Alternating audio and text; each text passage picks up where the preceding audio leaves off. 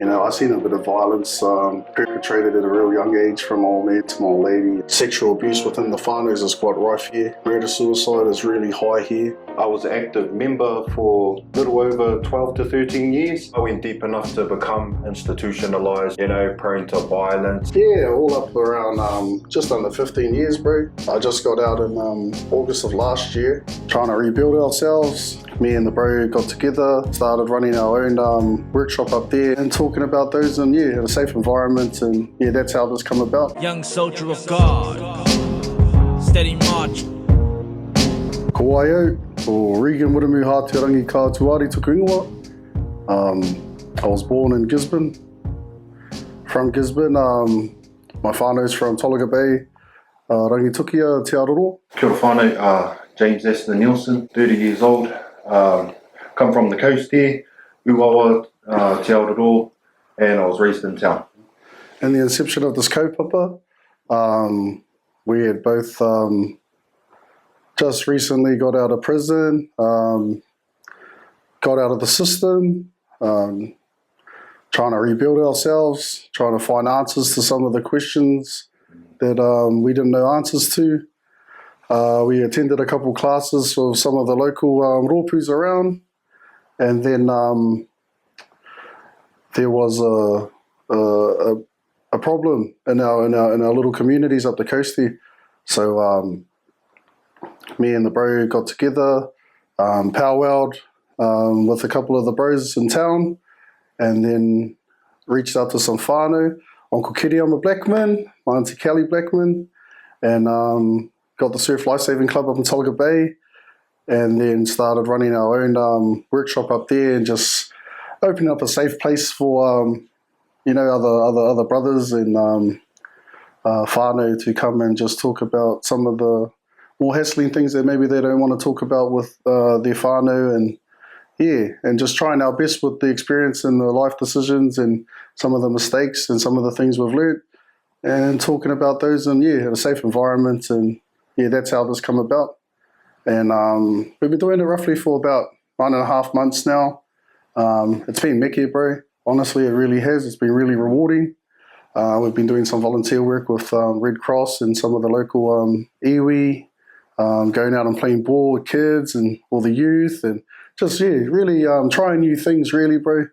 It's something that fellas like myself and the bro wouldn't usually do, but just chopping it up with everyone, and bro. What was the initial reaction, bro? You know what I mean? When it first started, what was the initial community reaction? Oh, it was awesome. It really was awesome. We had about 20 odd people. Even the police came to our first hui. Some of the whānau, the local whānau, some nannies. And it was awesome, bro. We just had a space where we opened up. We talked about some of the harder, deeper things that some of the bros had been suffering with, sexual abuse. Some bros are leaving gangs. Some bros were having trouble with relationships. Some other brothers were having difficulties with addiction. And it was just mean to be able to have that space to share that with everybody, and seeing that there's other people in the room that suffer from the same afflictions, and not feeling such a so alone with them, bro. My passion is pretty much my family, bro. My family and my friends. I lost a lot of that to the gang life and to the my substance abuse and all my past and everything that went on there. And one day I just had to take a look at what was going on and realise this wasn't me, bro. This wasn't me, and I had lost so much, and it was affecting me so much that something had to change. So that was the catalyst for me. What drives me, or I drive me, it takes me to get myself out of bed. No one else is going to make me do that. But I had a few you can call them epiphanies, or sort of large catalysts that happened for me.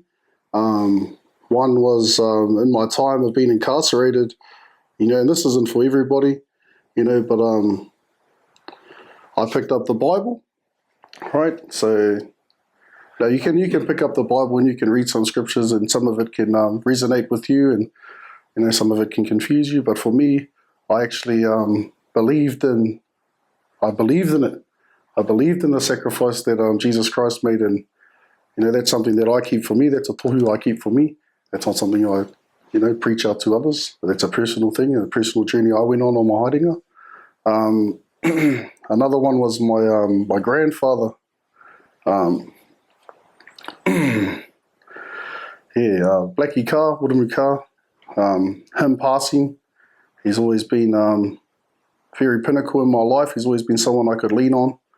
And with him passing and telling me to take care of my family, to take care of, my brothers and sisters and, the place we call home, which is Hauora. To be honest, bro, he never got the chance to see me make a decent go at making anything of myself while he was alive. And in his death, I really took it upon myself to give it a good crack. And I wouldn't change it for the world, bro. I'm going to keep doing my mahi. How do we meet? Way back. So I think I was at the skate park one day, Gisborne. I think I might have been I think I was at intermediate. And, it's what young kids do when they're out playing, they're not doing what they're meant to be doing. So I walk across the road and this fella's up in a tree with somebody else doing things he shouldn't be doing. And then that led to, from that sort of initial interaction, somehow we ended up at the beach and we were doing commando roles and then someone kicked me in the face, no names. But bro, we've been pretty tight since we were young. And I love this fella and I love how far he's come, and, to watch the bro grow and, to be alongside him on this journey has been, bro, nothing better than to share this sort of journey with somebody, you really trust and care. Yeah, so I was, initially I was brought up by my grandparents. I was taken up the coast and I was sort of wrapped around from my nanny and my papa. My father got out of prison, and just a lot of things in the home dynamic started to change, you know what I mean, with his behavior. He was real physical towards me, like very physical towards me. It's something that I don't really talk about too much, but yeah, it's really affected me and shaped me into the man I was and all those mistakes I ended up making. So some unsavory things went on in our home, which led to my father being incarcerated for a very long time. And the family that we were living with here in Gisborne, they sort of didn't wrap around us the way we thought they would, you know what I mean? So we ended up moving down to Wellington, getting that wraparound whānau support from my dad's side. And I went to Brandon Intermediate in Porirua. I went to Aotea College and Mana College from there, and I ended up coming back home in 2008 and attending Lytton High School. And things were good there, and then that's when I sort of bumped into the bro, out and about, wandering the streets, wandering the town as teenagers do, eh? And from there, it was, I sort of got into the drugs from there, weed, and then gatewayed into methamphetamine later on in the years, which led to a lot of crime being committed from me. I joined the gang, as you can see, and I ended up in prison, bro. So yeah, that's about from my childhood all the way up to when I was becoming a man. I can't even remember how many schools I've attended. Very similar to the bro. I come from a real good family, bro. Really, really caring family.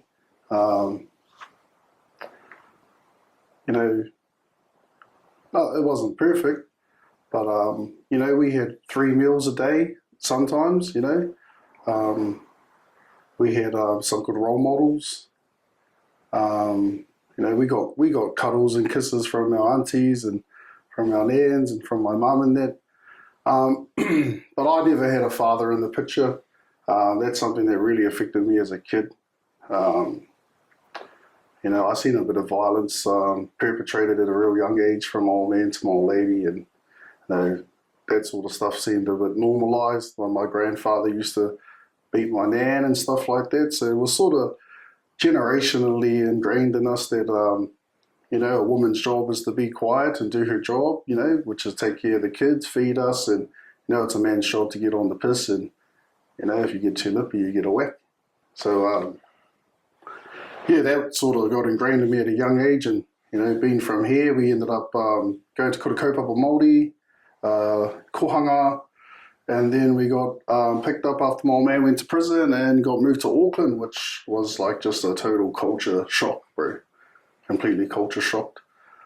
Couldn't speak a lick of English, and now I'm in a mixed school. You got Islander kids, Pākehā kids, Indians, Chinese, half-caste Māoris that sound like Islanders. So, it was different, And so because of that, we did a lot of back and forth traveling, but yeah, my childhood wasn't too bad. I'd say, there's been a lot of other people with a lot of worse childhoods, but I was always a different type of kid. I'd say that I've always been into scrapping. I've always liked to scrap. So we did primary school there. I think we did a bit of intermediate, and then by the time I got to third form at high school, I'd already been kicked out of high school. I'd probably been kicked out of every other school I ever went to. Just a disruptive kid. Like, I learned quickly, I learned quicker than the other kids, I just muck around all day, but still pass every test, and my attendance was always good, but just young, brother, just always disrupting other kids' learnings and disrupting other people, and always picking fights and stuff like that, yeah. Yeah, like the bro, I sort of became mischief at a later age though, and I enjoyed the fighting, I enjoyed the partying and the, drugs and alcohol at a young age, so that sort of spirit out of there was street fights, after a night filled of alcohol and partying, It was quite culturally segregated, like we had, me and the bro were just talking about this the other day, like he was saying, we had people that played soccer, we had people that rugby, basketball, we had our sports people, but like our Pākehā, our Pālangi whānau, they were always playing the soccer here, and they'd hang out together and do the surf life-saving and stuff like that. And, we'd play rugby and basketball, and we'd all hang out together. Then we got the foreign bros, here and there. Gisborne's composed of two sides of town. You've got a bridge. On this side of town, you've got the blacks. And on that side of town, you've got the mall. And that's sort of how it's been for as long as I can remember. And that's pretty much the geography and the topography of Tūranganui Ākiwa, and if they, it's not talked about. There's no like, you stay on your side and we'll stay on our side sort of contract, but it's like, it's very rife, Yeah, it's a very, very big gang culture in, the East Coast. So I was affiliated with the Crips, and they started about 15 or 20 years ago here. I was an active member for little over 12 to 13 years, and in that time I joined when I was 16, and that's where the drugs started and the crime, and I went through those fluctuations of jail, and all that loss that comes with it. Sexual abuse within the whānaus is quite rife here. Murder-suicide is really high here. It's something that a lot of people, our whānau, don't talk about because we're so isolated from the world. It's easy for whānau to self-regulate. Aunties, uncles, korors, nannies come in and sweep things under the carpet so that police don't get involved, or rōpus of self-help don't get involved, and that's just sort of how it works out until someone goes to prison, and then everyone becomes aware of there being a problem, but then by then they're in jail, so they're not our problem, they become corrections problem, and we all know the system there. So, yeah. Together, how many people do you guys know that have committed suicide? Are we talking about within the last 6 months, 12 months? Well, a year? That's a good question. Or our lifetime? Just within the last 9 months, I think we've had about, how many of our bros have been either killed or committed suicide, brother? I think we've been to about 8 tangies just in the last year, and about, been a hard year, brother. Been a very hard year. Yeah. Our best mate just washed up on a beach not only 2 months ago. It hasn't even been 2 months. To go collect his body from the... That was hard. Another good mate of ours took his own life out in Christchurch, and yeah, that was hard. I knew the bro since I was about 5 years old. You know, someone told me recently that, you know, no matter how someone goes, that's their time. And, you know, I've come to just settle with that. You know, it's not what you want to hear all the time, but, you know, it gives me a bit of a something. At least it's not nothing. Eh? You know, because we look the way we do, you know, for the general perception of others, it's, you know, oh, yeah, they must be doing that to either help themselves or to help their bros. But we're doing this to uplift all tāne, brother, all men. The things we've struggled with, I can only imagine if I've been through it. Oh, how many other fellas have gone through this and have not known the answers and have ended up doing the thing that, you know, the reason why we've been to so many tangies this year. So, you know, for that reason alone, that's enough reason and catalyst for me to want to try and do better and help others. You know, whether that's by doing it myself and leading by example, or whether that's by opening up a space where brothers can come and have a kōrero and, you know, getting a bit of a holistic approach plus our own whakāros on how to combat those sort of things, yeah.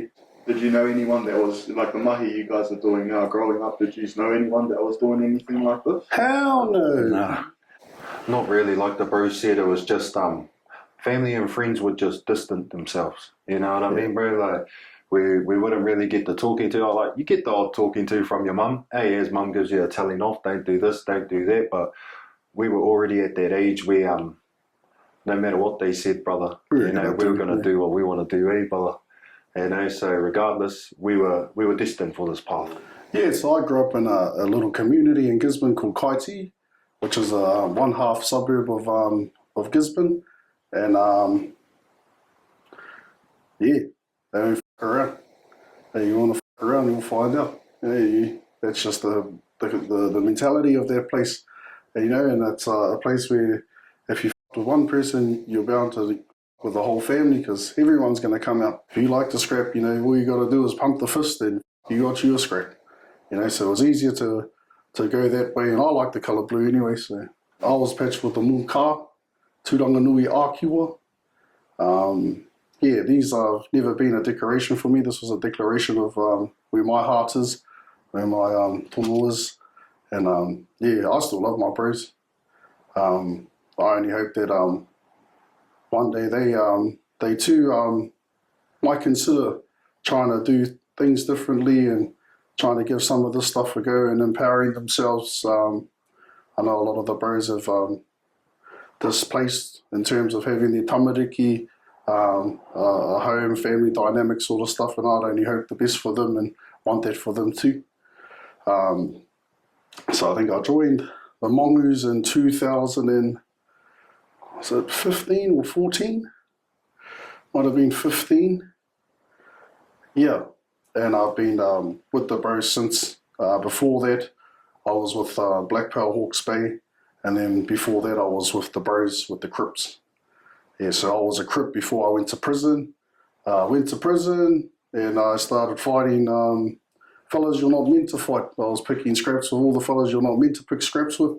It sort of got to the point where I graduated. You know, it was like the Crips were like the initial step from Crips was being with the Black Pearl, being with the Moon Card, you know, and in terms of the ranks and stuff, or from our area, that was the whakaaro. I went to jail and met some of the bros. They're meki, brother, straight up meki as bros. They taught me, you know, about jail. They taught me about whakapapa, te reo, heaps of stuff I wouldn't thought I'd be learning in prison. You know, before you went to prison, and you always get told you just go in there and it's stairs and, you know, watch out, and you just scrap the biggest you see and, you know, all that. And then they had their own culture, their own way, and because of some of the crimes I'd committed, it felt like home for me, bro. You know, because before I committed the crimes that I had, I didn't realise that I was capable of such violence. I didn't know that was in me. And then when I went to that place and I was like, you know, I'm in here for this, this, and this, you know, and then I met other fellas like myself, you know, and they promoted that. They were like, no, you're accepted here, bro. You know, don't listen to the court system. Your family might be frowning upon you. Your community might be frowning upon you for the things you've done. But, bro, that's all good. That's gangster. Hey, welcome, brother. Oh, yeah, mean. Yeah, bro, everything goes in here, brother. Pillage, you name it. We're into it. Oh, okay, so you learn to upskill from there. You know, you start engraving all these, people call them heinous or vicious or whatever the they call it. You know, I like to think they're just like honing those skills there. You know, if that's the type of person we're living now, you know, this is the choice we've made. Okay, so it was dead set. You know, there was no talk about trying to be better or you can turn your life around. Hey, everybody was like, this is the path we're on now. So my first term of imprisonment I was the age of 19. Those initial months, they were tough. They were real tough because I was still young. I was still dumb. You know what I mean? I was still impulsive as ever, as teenagers are. Eh? And yeah, bro, I come across, you know, types of fellas that I looked at and I thought, man, these fellas are not only surviving, but they're thriving in this. You know, and one of the main ones was the brother right here. You know, once again, you know, and I just learned. Hey, I watched, learned, and I adapted. And then, like the bro said, I upskilled. You know what I mean? So I didn't go as deep as the bro, but you know, I went deep enough to become institutionalized, to become, you know, prone to violence, and you know what I mean, and become numb to all the pain and mamai that I'm dishing out to everyone around me, and the effects it's having on my whānau, bro. Yeah, it broke my mum's heart. You know, I'm the baby of the family, so for a mother to see her pepe go down that road and, you know, lose himself that much and, you know, go so far to what she thought was, you know, the point of no return, it really hurt my mum, you know, to the point where, you know, today my mum's, she has health issues, you know, that I won't mention, but sometimes I think back and I'm like, if I didn't stress her out all those years, maybe, you know, maybe, just maybe she wouldn't have, you know, been going through what she's going through today. I lost any relationship I ever had. I couldn't hold down a relationship. You know what I mean? All I seen was, I'm in here with the bros, you know, time to just get down with the gang, eh? You know, so, yeah, it's quite hard. It was quite hard, bro, you know, especially when it come to my babies, you know, being ripped away from my daughter at the time and watching another man, or not watching, hearing of another man bringing up my daughter and knowing I can't do anything about it, and then make things worse. I know this fella at the same time too, eh? But, you know, that's how the game goes. Bro, I reflect and I'm just like, I'm quite flabbergasted today, bro. You know what I mean? Like, I don't know what to think sometimes, brother. You know, it's still an overwhelming feeling for me. Still quite, it's anxious feeling, but it's happy, bro. You know what I mean? It's awesome, to be honest. You know, just to have my bro here, to have my whānau intact, to have the trust in my family, to be, you know, out there getting amongst our community and, you know, running our class and being accepted from people we never thought we'd be accepted by, bro. Is awesome. I'm naturally a deep thinker. I've always been an overthinker. My sort of thing now is because I know how easily I can be triggered. I have so many triggers now because of the mentality and the lifestyle that I used to have. I had a lot of people try and give me good advice over the years, but I just had this mentality of just fucking, you know, the world owed me something, burn everything, kill everyone, you know, and I was just real numb like that for a long time, bro. I wouldn't say I was evil, but it was just like a really dark place to be in, and I promoted it a lot. I don't like to think about negative things like that. I don't even really like to talk about negative things now because I know how strong that energy is. I know how true the devil's motives are and how easily I can be reinfested again. So I'd probably say I'm blessed, bro. I'm blessed to have that knowledge, that self-awareness about myself. So when I do have reflection, it comes from a good place, and I try and focus on those sort of things. I'm not perfect, bro. I still got a lot of ticks, a lot of things that I need to work out, but at least for myself and people that know me, bro, I'm just honest. Well, can you still touch on how long you had spent in prison? Yeah, all up around just under 15 years, bro. Had some hard times, brother. I just got out in August of last year, and I spent the last probably about 4 years up in Perry, and that was hard, bro. That was hard. I was going through a lot of family court stuff, and I was being really mischief at the time. Within that confine, they've got a supermax, which is just 3-tier landings. Yeah, it holds its own, bro. It's got a reputation. What's it like going in there, say for some guy that's not gang affiliated or anything like that? How's it like stepping in there? Yeah, he's brother. I could only probably imagine it's quite daunting, yeah. If you love being set up, bro, yeah, go pay it a visit. Yeah, that's all I can say. It's different from the other prisons. It holds its own Hauora. There's a lot of fellas in there that think they're big and bad, but there's always going to be someone bigger and better, and 10 to 1 you'll find them there, eh? Yeah, because I had so much anger in me, so much unforgiveness, so much hate in my heart. A lot of the time, I was getting out and I was taking that out on the community, but it also came inwards, so I was affecting my family. And then all of a sudden, I think someone told me it was a spiritual warfare, bro. And I started hearing voices and yeah. And then I started convincing myself that it was the screws. So I started attacking screws all the time.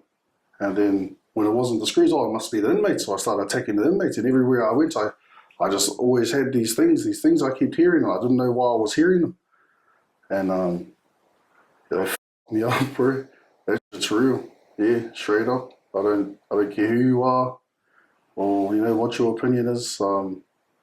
Yeah, I'd never heard that in my life. I'd never been through anything like that, and I'd obviously done something to piss someone off, or I invited something into my mind or into my body, and it manifested and became something I couldn't fight with these anymore, something I couldn't hit back physically, and I didn't know how to fight it, and it started consuming me. To make things worse, I started getting into satanic rituals and reading the satanic Bible because I thought, I may as well embrace whatever this is.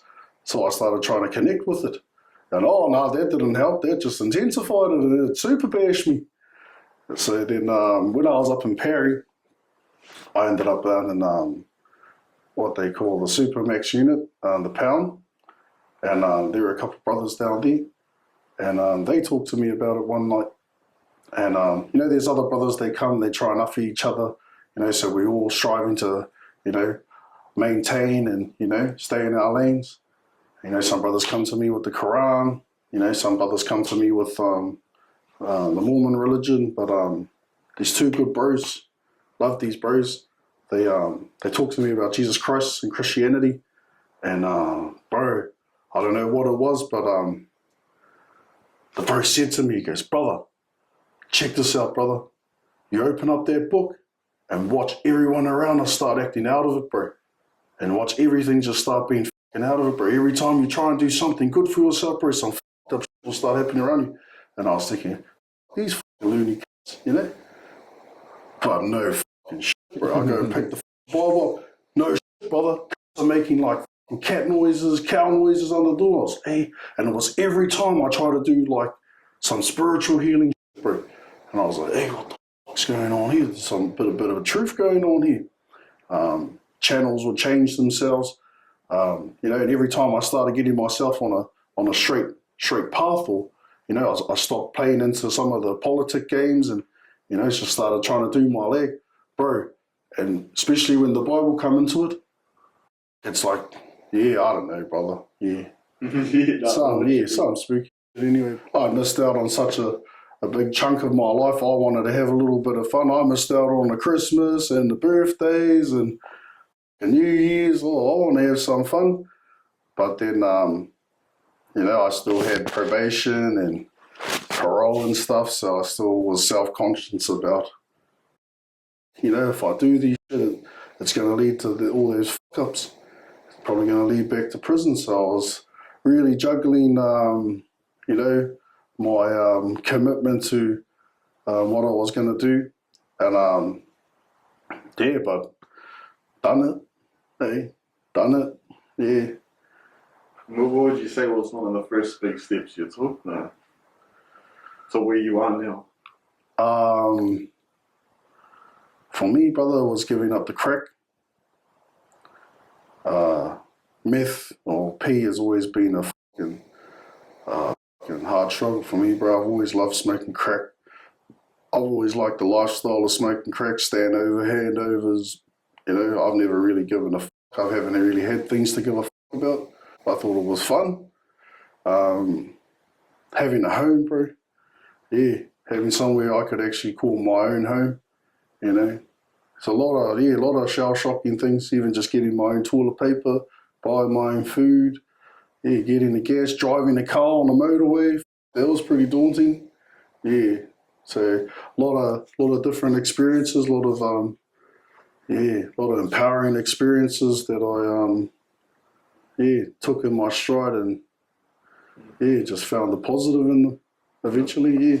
Once I got into gang activity and joined up and, you know, started robbing, wheeling, dealing and stealing, that's where my drug use began, because I couldn't, then it eventuated into I couldn't pay for it, you know, so that's when I started stealing for it, you know, so eventually it took a hold of me, as that drug does, bro.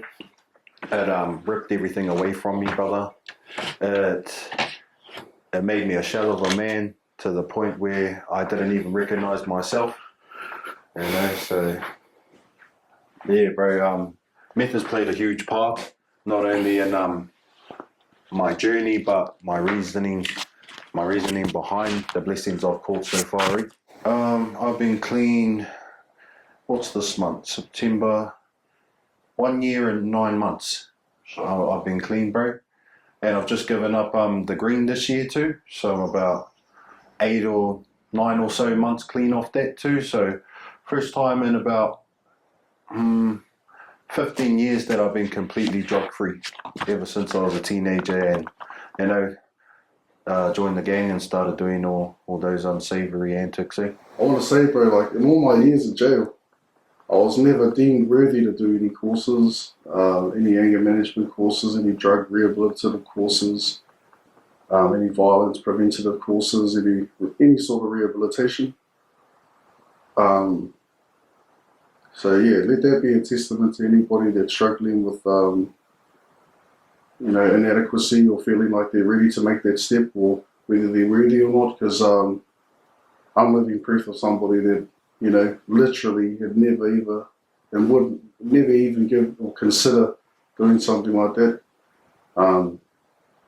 So after my grandfather died, and like I said, my brother being a chairman of our local marae, and that not happening, that ended up being around early November. I'd only just gotten out in September the 1st, so I'd literally just been out for 2 months. Real nervous, bro. Real nervous. Like police there, you know, you've got someone that's from the iwi trust panel for judges, and, you know, people that are judging you on, you know, not only your appearance, but your credibility and, like, you know, what you know. But I had some people that had encouraged me and said, bro, your story, you're qualified by experience, the things that you know, you can't learn in any classroom. And I was telling them, no, like, I'm not the guy for this. Like, I honestly don't know what I'm talking about. And they're like, you'll be surprised, bro. And I actually did really surprise myself. And it came by not my peers telling me, that I was doing a good job, but by other people telling me, bro, I don't want to kill myself today now because of something you said. Or like, bro, thank you for, helping me navigate through that, bro. I'm going to go back to work and I'm going to try to get my kids back. And, and I've crossed paths with them maybe a month or two later and they're like, brother, meet my son. Oh, what are you up to, brother? Oh, just that mahima, bro. The things they told me they were going to do. And I was like, oh, mean brothers. Yeah. Bro, can you sort of talk about how you come up with the name and what it means? Oh, simple as, brother. Simple as follows. So simple as concept.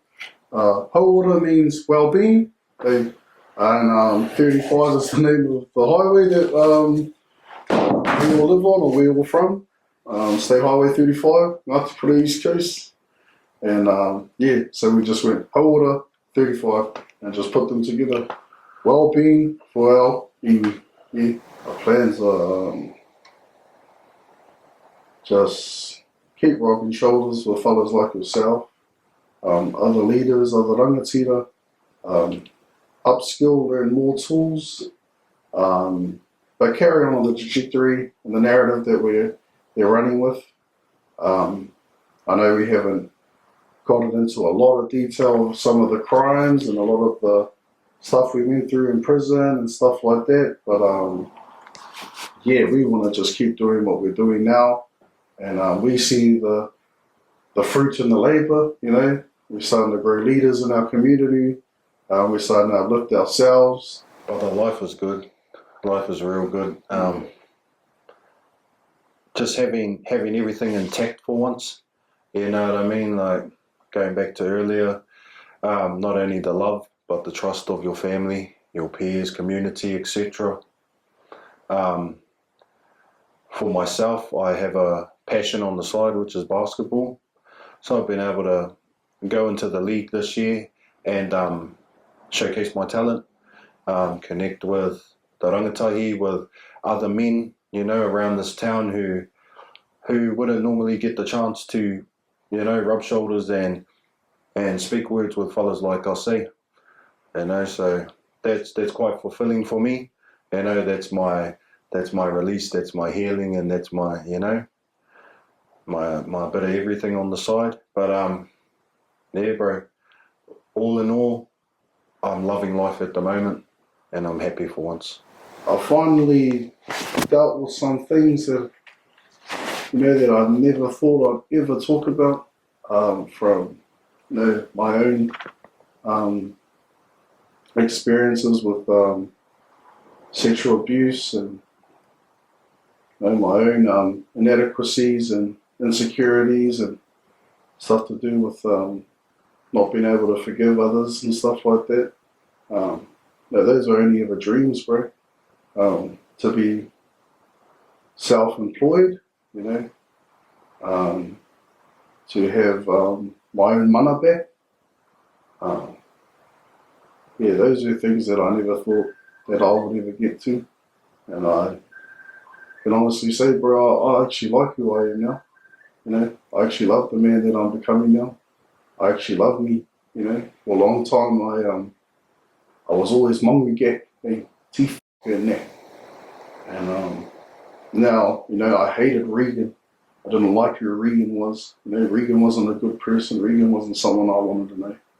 But now, bro, I like me, bro. I can look in the mirror now without seeing shards of the demon staring back at me. And I get greeted by strangers and people, and bro, I never had that. I never had that sort of stuff, bro. I was always the count of the unit, or the count of the wing, or the count of the street.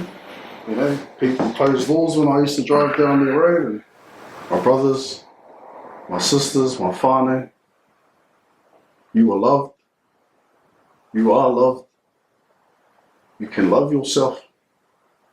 Sounds corny as but you can love yourself again. You can be forgiven and you can forgive. It may not seem like it right now. The people you might be around may not be the people for you. You may not be getting the answers, or you may not even be challenging yourself with, you may be acceptant of where you are right now, but that's just right now. To anybody that's out there, that wants some help, that's needing answers, that wants to challenge themselves with questioning whether they're, all right inside, I actually really challenge you to go out there and find the answers, because for me, things are only getting worse within our family dynamics and within our iwis, within our country.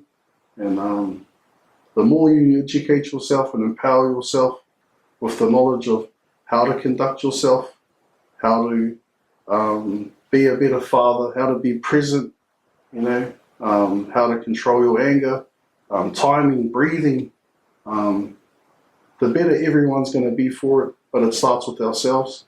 So these t-shirts that we're wearing now say safe man, safe family. And the concept around that is, if you are a safe man, you have a safe family. Okay? But it starts with yourself, getting yourself right. So you can be a better father, better partner, and better man altogether. Once upon a time, in this country, wearing a patch was called a korowai. And a korowai is something given to a chief, a leader. And, that's something I really want people to actually think about. Our brothers and sisters out there, think about what it means to be a chief. Think about your tipuna. Think about what's good for you. Think about what's good for your family going forward. Not just now, 20 years, 50 years, 100 years from now. To everybody out there, to the world, really challenge yourself. Are you doing the best for longevity? Or are you doing the best for you? Try really focusing on what's the best for your children. You might get a bit of pocket money now, but is that going to be, is that autonomy? Do you have that safety? Is that always going to be there? If something f***s up, is that still going to be there? Are you still going to be there? Is someone going to be there for your tamariki, for your children, for your whānau, if something ever were to happen to you? Because we're here today, gone tomorrow. So think about that whānau. Whānau, no matter how far backward you've gone, how much you think you've lost yourself, there's always a way back, not only to you, but to your whānau, to well-being, to being a healthy, productive member of society and functioning correctly. You know what I mean? If fellas like me and the bro can do it, then absolutely anyone can do it. And that's our reasoning for jumping on this platform, whānau, is we just want to show, regardless of what we've been through, regardless of how we're feeling or how we've felt, we're here, we're doing it. You know what I mean? A lot of whānau, tāne, wāhine and tamariki out there suffering, especially the kids, they're paying the price for their parents' actions. Bro. You know what I mean? And we come from that life where our kids have paid the most for our actions. Still are to this day, bro? You know what really sucks, bro? Is that fuck every bro you meet, every brother you meet, fuck all the bros have some Mickey knowledge, in some form. All the bros are on, but all the bros don't have a voice. All the bros are unsure of themselves. All the bros don't know if they deserve better of themselves. And it's, bro, we've got so many leaders, but just not much leadership, brother? And it's like, come on, brothers, like, we're trying to boost the bros up, even us stepping into this sort of world. This ain't a world we're used to, but ain't no one was doing it. I don't recognise none of these fellas with their suits on and their pointy snake shoes, and they're coming in, and I'm like, bro, you ever smoke crack? They're like, nah, they ain't ever been. And they're like, nah, bro, I don't fucking connect with you. We need more brothers like us, more brothers like that, bro. Ain't more fellas that we connect with. That's why, we watch the Bros podcast, because we're just like, fuck, check this fella out. Fuck, nice stuff, bro. The bro's gonna mean story. I can resonate with the bro. That's massive. But we're not seeing it in our communities. We're just not seeing it out there, and it's there though, but it's like down there, or it's way over there, and it's like. But I see the bros every day. Bros driving past and shit. I'm like, the bro would be Mickey for this. Oh, that bro's good at this. That bro's good at this. But utilising that skill, to uplift our iwi, uplift our whānau, that'll be me. But yeah, not everyone's on the same kaupapa, not everybody's at the same level, but yeah, that's our hope anyway.